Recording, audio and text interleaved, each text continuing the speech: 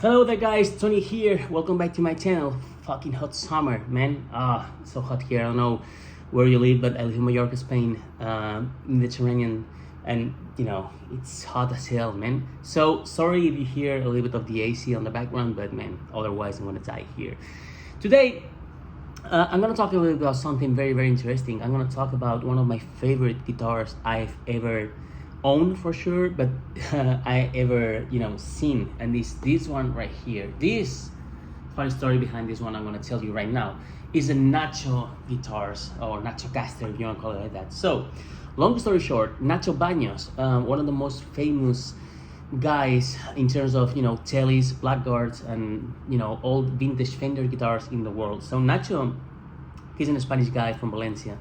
Probably you know him because he did this book, the Blackguard book, which is very, very cool book about Blackguards. And if you haven't seen this one, or if you see one online, buy it because it's an amazing book. It's quite expensive and difficult to find, but it's a very nice book.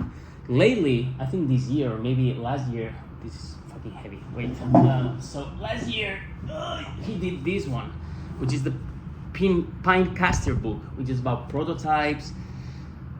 The guy knows a lot of shit about Tellys. We can for sure say that. So after he was very well known, after the Blackguard book, he started building replicas, and we call the Nacho Guitars or Nacho Casters or whatever, especially Tellys.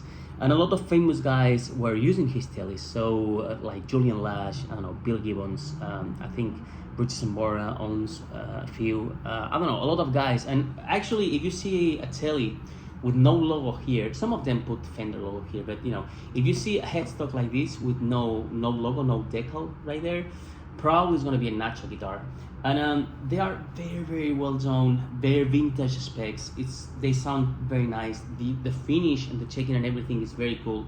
And after some years, he started building Strats as well. So he built a lot of Tellys, and then he started building Tellys and Strats. And he's not doing like 1 million guitars a year, probably small batches, maybe 20, 30 guitars every few months, something like that. So small batches, they are difficult to get because there's a mailing list and you have to wait, and then and they are expensive, but totally worth it. I mean, not crazy expensive. They are cheaper than a master build, for instance, but quite expensive. And long story short about this one is that I bought a Telly some years ago, and I loved it. I mean, it was an amazing guitar.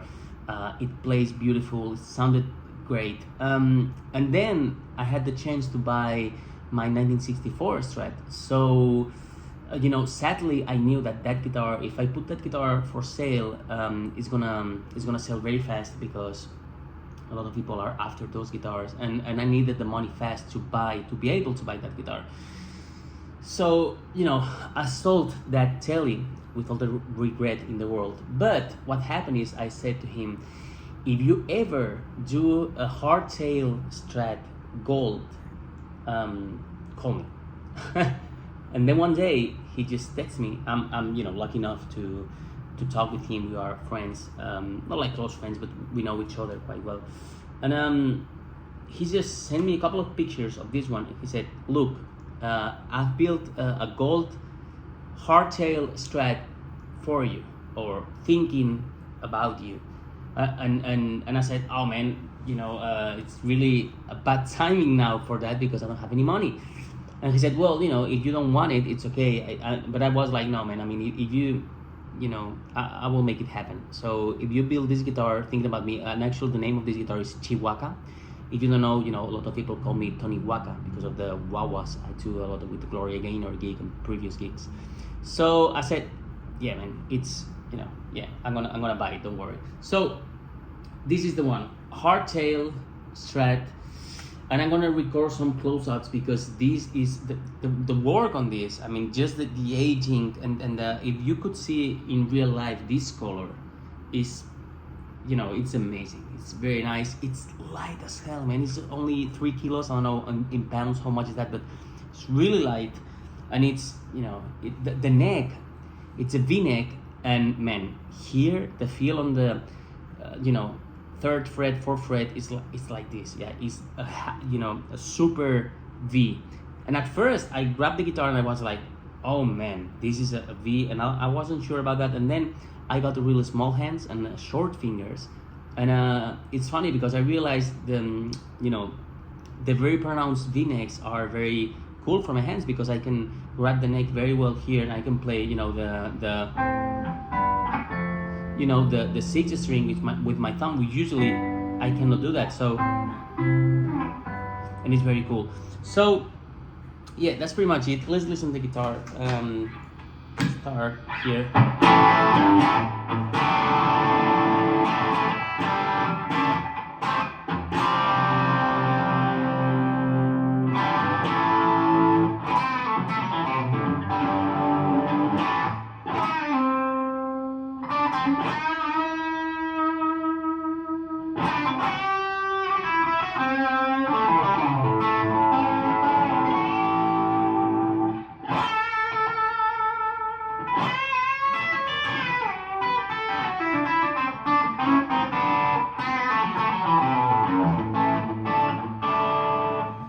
Sounds very nice. I don't know if you can tell that the hardtail strats, it's very cool because here you have the sound. For me, it sounds pretty much like a strat, like 99%.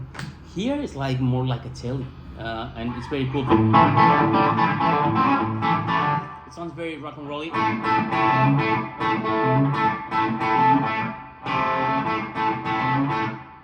Very nice, right?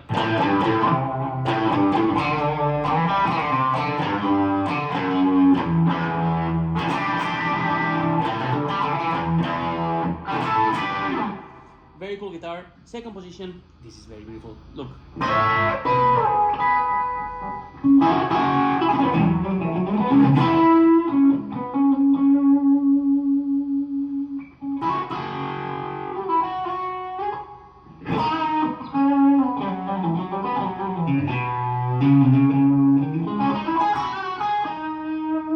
Middle position.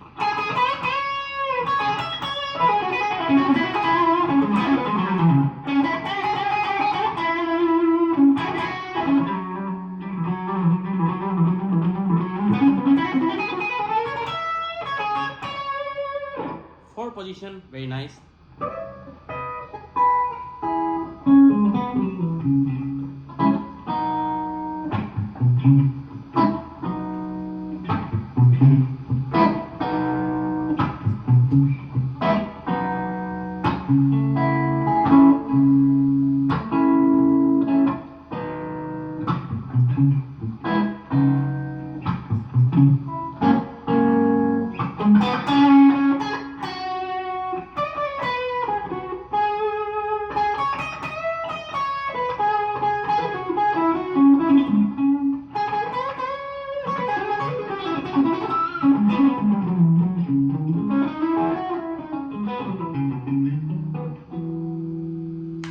Fourth one, the fifth one, sorry, neck pickup.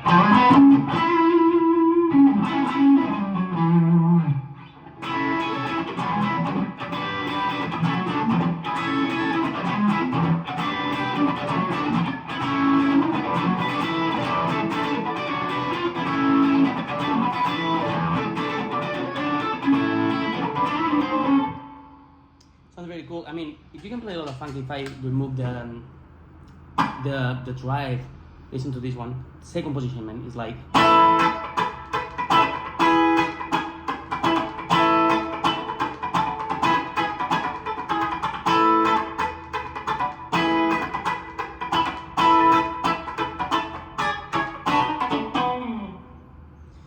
Sounds very, very cool. So that's the long story short about my Nacho, the hardtail. It's a really nice guitar. If you ever find, you know, one on Reverb or something, and you know you had the budget to buy it, don't hesitate because they are really cool guitars. I think they are going to increase the price. It's a great value guitar. So, and you will never lose. I mean, actually, if you pay, I don't know, 7 grand on this one, it's gonna cost 6-7 grand when you sell it second hand, maybe 8. So cool guitar, man.